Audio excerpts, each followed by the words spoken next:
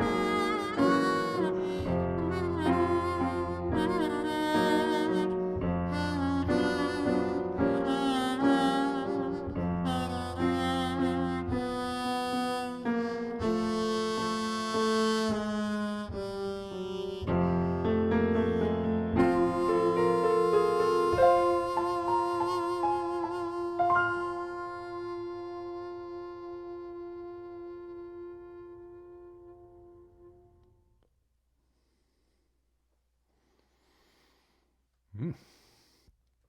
Well, thank you. As Dizzy Gillespie would say, thank you for that tumultuous ovation. And I really like playing this tune with my fellow trio Globoites, Eugene Friesen and Glenn Velez, and I sure wish they were here to share this musical experience with me, but we'll have to wait a little while for that. And meanwhile, any of you who are interested in playing this music, I finally wrote a real chart of it. I had been using these chicken scratch charts to hand out to people if I ever performed them with anyone, and never really had a great urgent reason to write a really good chart of this until this week when I realized I'd love for more people to play this tune, and it would be nice if they could actually read it. So there's a really nice lead sheet with a set of the changes, because the solo changes are slightly different from the melody, which is more complex. So I hope some of you might check it out. And moving along into some other odd time meter, and the word odd time, it's one of those, it doesn't mean odd like funny and weird, it just means that you can't divide it by two. And so this one is one of my favorite rhythms. It's 11/8 time. It's a Bulgarian rhythm called sometimes a krivo oro, sometimes it's called a gankino. There's another name for it too. Kopanica. Yeah, that's right. There's 3 names in the Bulgarian for it. Gankino is named after a woman named Ganka, who obviously was a good dancer. That was the means Ganka's dance. And so this is divided up into 2 2s, a 3 and 2 2s, and it's fast. It's it's like 1 2 1 2 1 2 3 1 2 1 2, and for some reason I just love this rhythm. It feels really natural to me.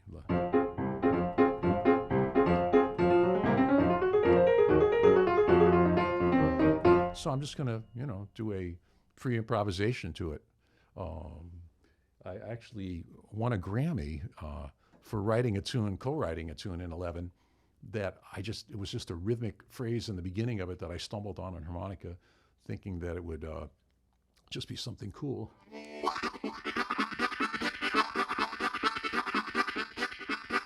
My stomach is doing a belly dance to get that rhythm out there. And then it goes, and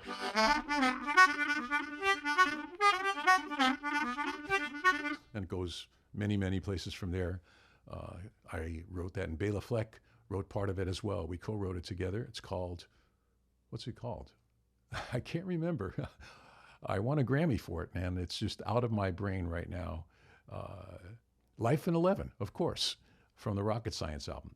But I'm just going to improvise something free because you don't have to pay here, so everything's free. But this is a free improvisation in 11/8. And I don't know, maybe I'll start it on this wonderful instrument.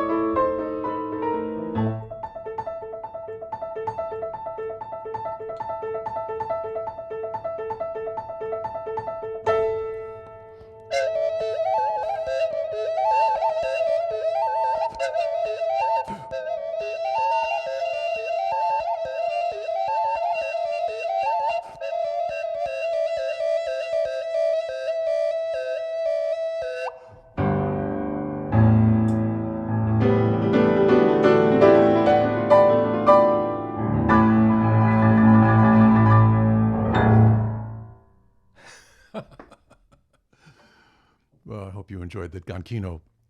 And the thing that I forgot to mention, I wasn't following my script because I just really wanted to play, but I actually co-founded a band to play Bulgarian and Macedonian music back in the end of 1979 with a guy named Taran Dorer, and it was called the Balkan Rhythm Band. And I got all of my jazz friends in Chicago who I could interest in playing this music to join the band. And we put out an album on a label called Flying Fish, and I think it might be visible right now somewhere on the screen. This was a really the word Seminole band, not the Seminole Indians, but Seminole in the sense of probably the first overtly Bulgarian flavored jazz group in America, because we weren't playing just the folklore music. We were soloing over changes and writing our own music inspired by these wonderful rhythms and harmonies of this corner of the world. Bulgaria is just such an incredible, fertile place for the crossing of cultures and these amazing rhythms and harmonies. So I hope you enjoyed that Gankino and that picture of the Balkan Rhythm Band with me playing saxophone. I was playing a lot of tenor and soprano in that band. Flying Fish Records, which was a very large independent record label in Chicago that came to an end when its owner died suddenly, unfortunately, in the, I don't remember, sometime in the 80s, Bruce Kaplan. So at this point, I'm going to take a slight pause to catch my musical breath and talk about something else. During this time, this is a really crazy time in the world. There's so much insanity going on in the world and so much unpredictability. And sometimes it's hard to just keep focused on music and trying to put things out that are beautiful. But that's what I'm trying to do. I'm trying to stay focused on my art and trying to put as much good music out into the world as possible and maybe have some good effects by raising money for a great cause. And we have pre-released a CD of solo piano improvisations that I played in April and May at the very height of the pandemic here in Illinois when things were really terrible, and I sure hope they don't get that bad again. And things were kind of grim. And I just played all of these improvisations, just thinking about things in my mind in a more meditative way rather than performing. It's kind of contemplative and focused and exploratory, and we call it looking inward because that's what it feels like to play like that. There's about an hour of music. You can pre-order the CD, or you can just download the CD from levyland.com. So I just wanted to let you all know about this. It's a very important project for me. I really put a lot of feeling into this music, and I hope some of you check it out. It's very different from anything else I've ever played. And there's a lot more of it too. I only picked the best hour of it. I don't know what I'll do with the rest of the hours more that I played. All right, so moving onward to our third tune. I feel like I've been traveling for thousands of miles already. This is something that I first heard on an album I bought in a record store. Imagine that. In the early 1970s, I used to go to the cutout bins and find all these records from other countries that nobody wanted. Because what Americans were interested in that, it was before the world music fad hit. I'm talking about 1973, maybe, something like that. And I found an album, I think it was called Music of Morocco, on some obscure label, and this tune was on it. And it blew my mind. I had no idea who wrote it, where it was from. I just knew it was on this album, Music of Morocco. And I later discovered that it was a musical form called a Samai, which is 10-beat rhythm. 1, 2, 3, 4, 5, 6, 7, 8, 9, 10. Bum,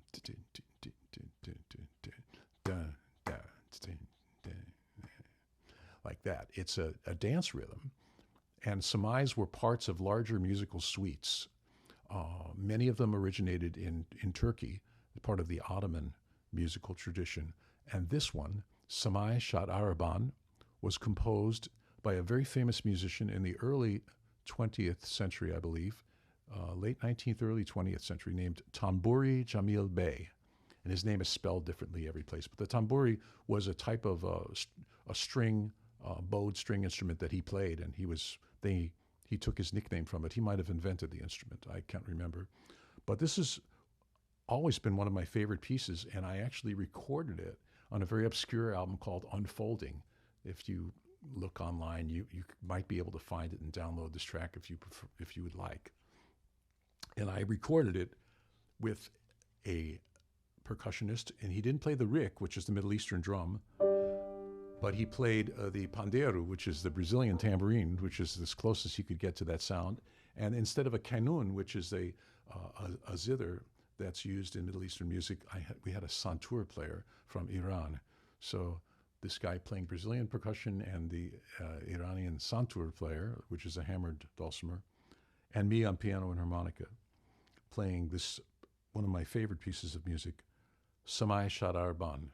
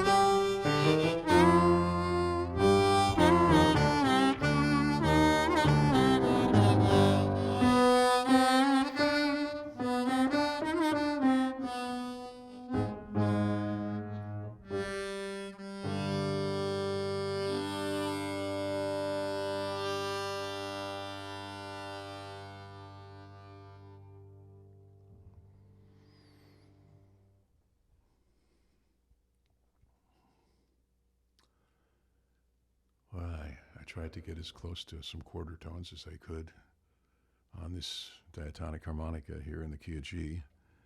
I hope you enjoyed that. Of course, I forgot to mention that I toured for years with a great Lebanese oud player named Rabbi Abu Khalil, who was very interested in combining Middle Eastern music and jazz.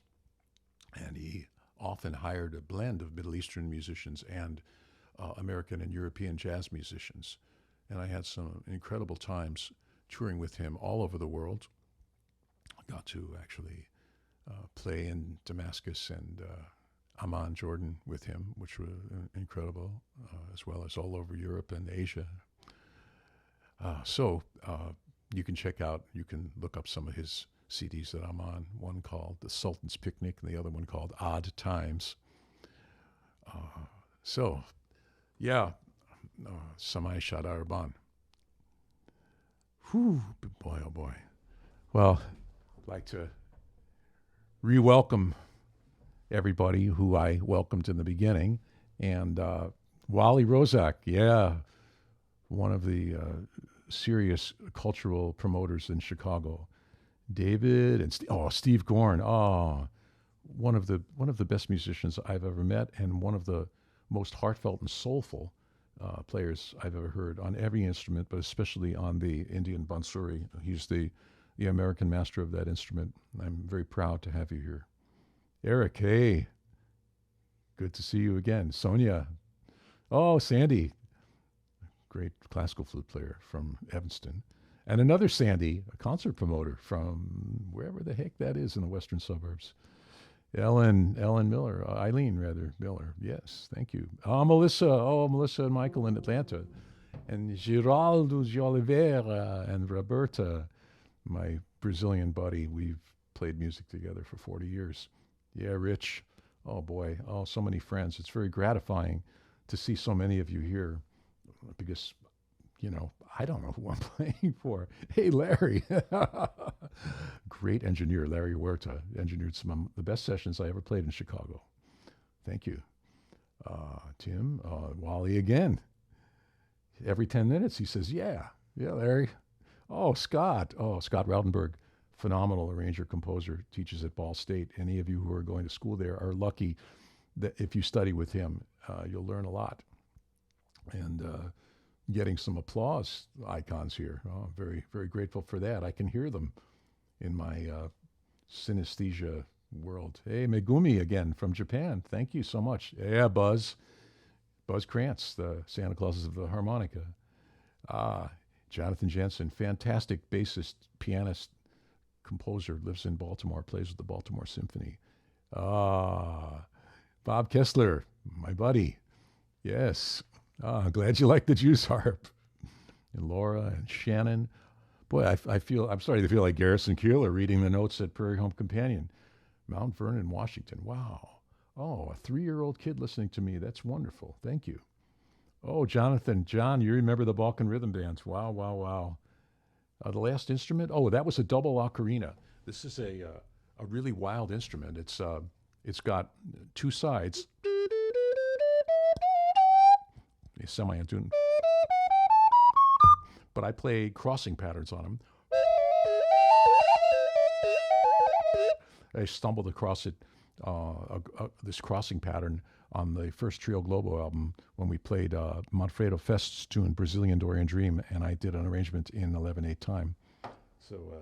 And I've pulled it out on some Flecktones recordings, as well as the album I did with Steve Smith and Jerry Goodman and Oteil Burbridge, The Stranger's Hand. It's on a bunch of tracks on there, too. I think it's on the title track.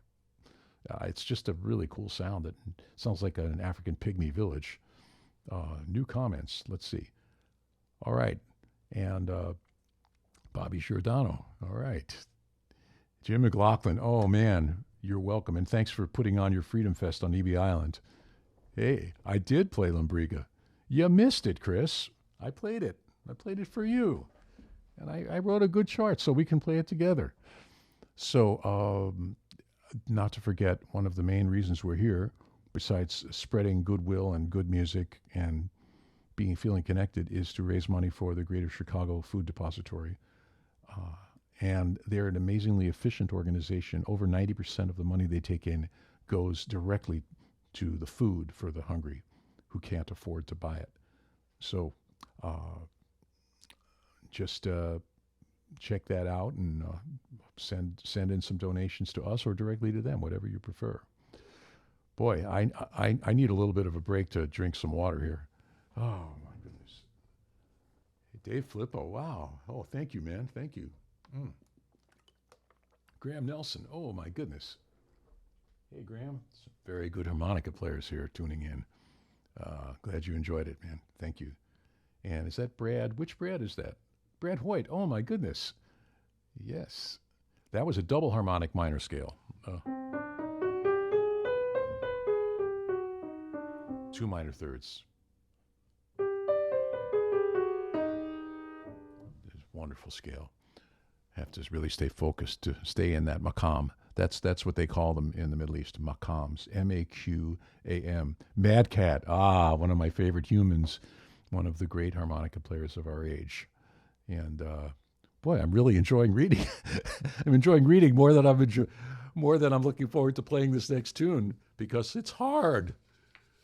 I think I'm going to say goodbye to temporarily. Yes, I am a citizen of the world. Diego, thank you so much. Abdullah, so great to see you here. Yes. Hey, Chuck.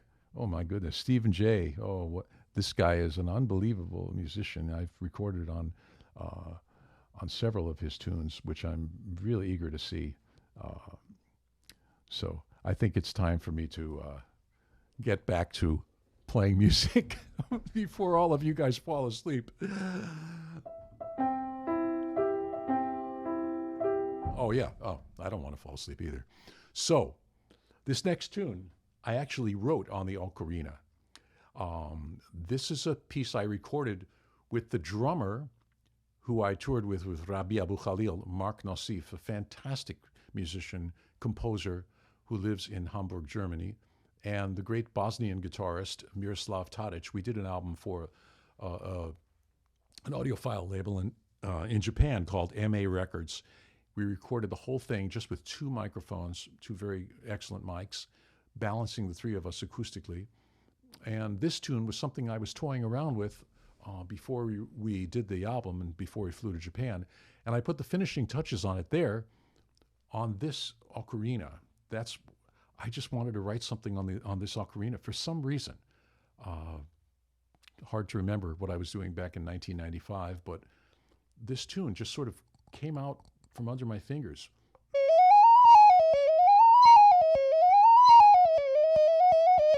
It's in mixed meters, 3 bars of 10/8 and a bar of 9/8, or 3 bars of 5/4. 1, 2, 3, 4, 5.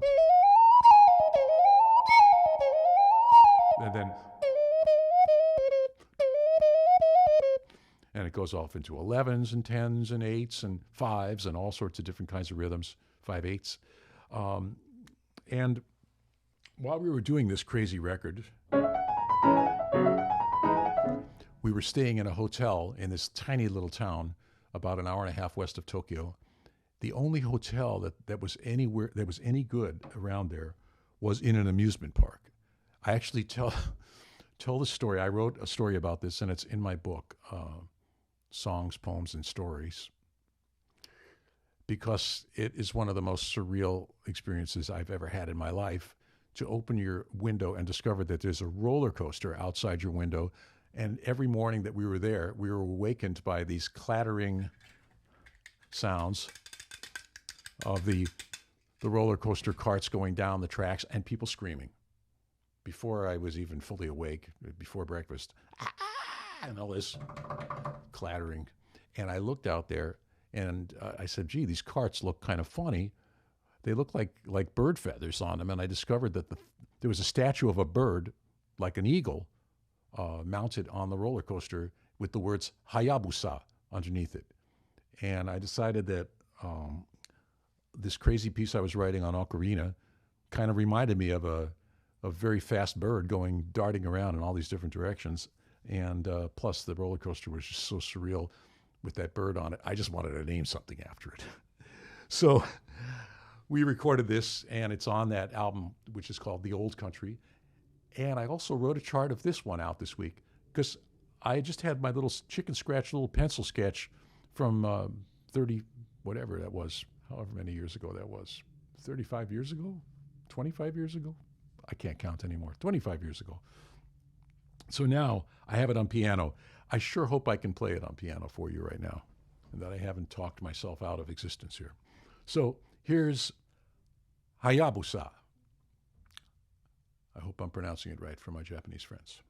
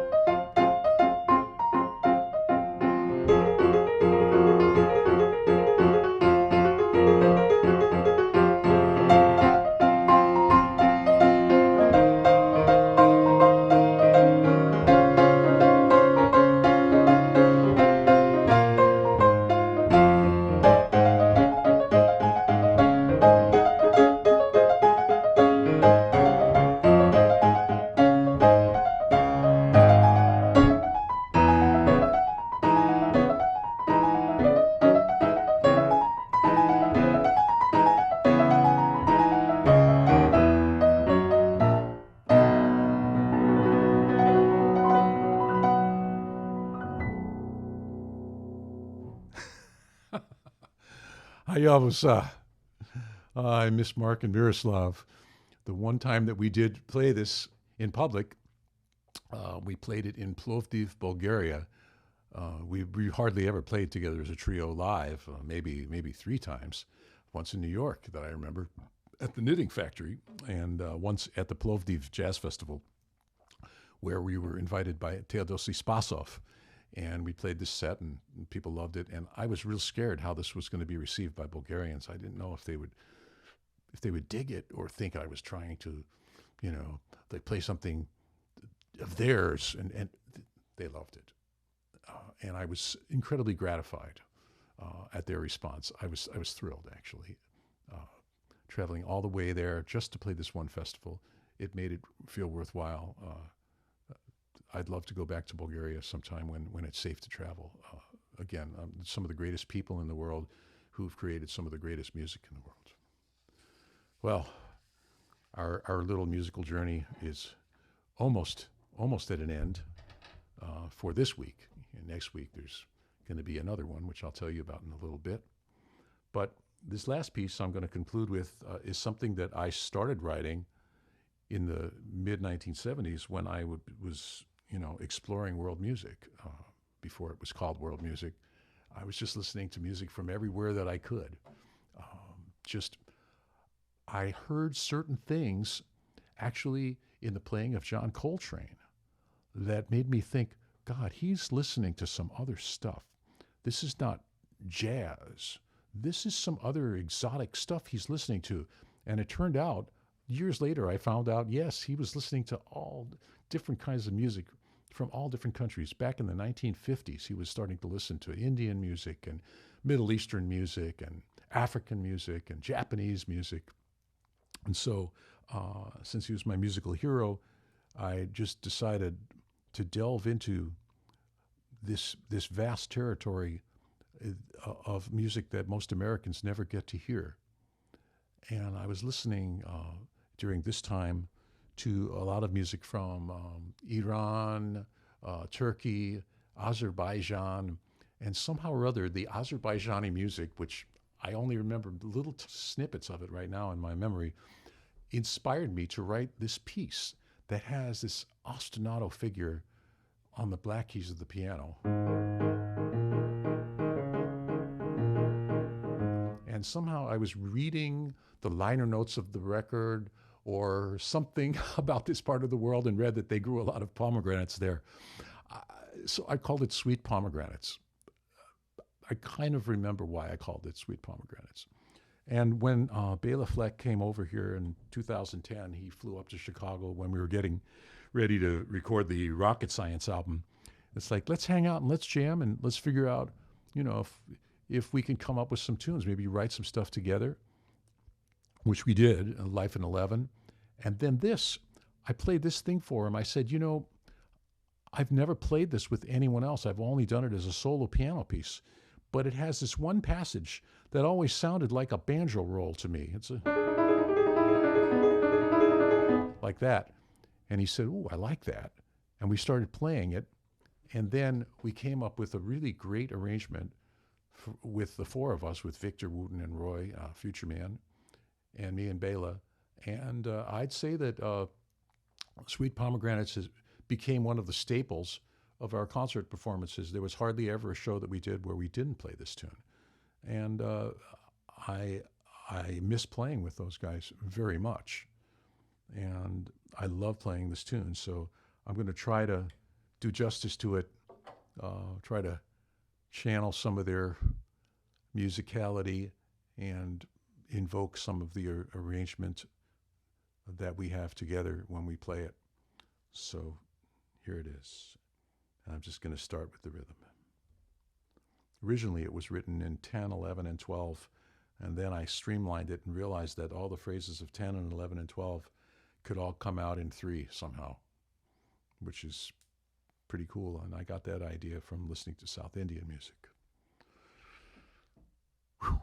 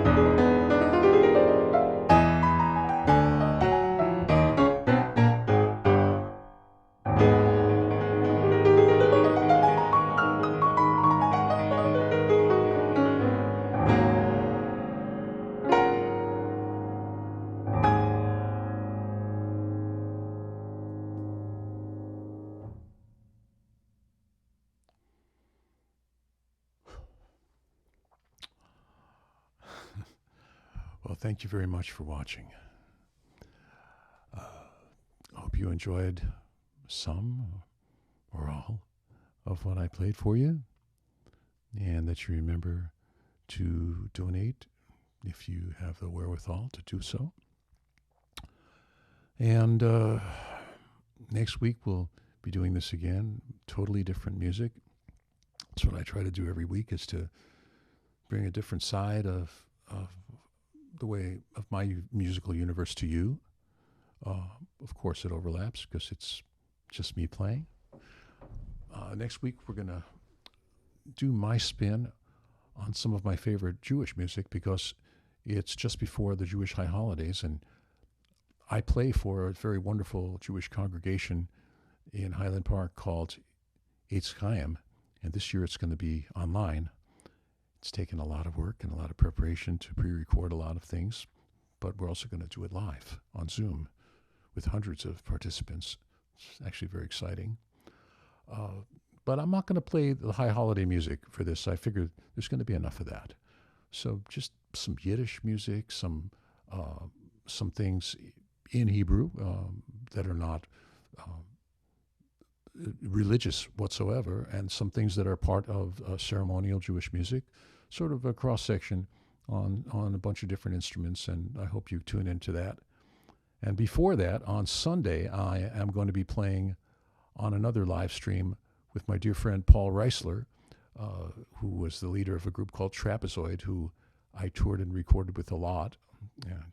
Did a lot of recordings with them as part of other people's records as well.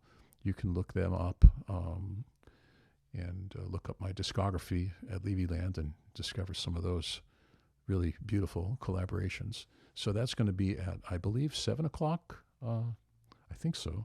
Sunday evening. I think there's some information up on the screen about it.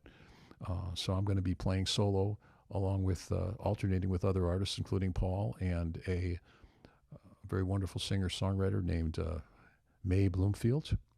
So it's a very high-quality show. I hope some of you tune into that.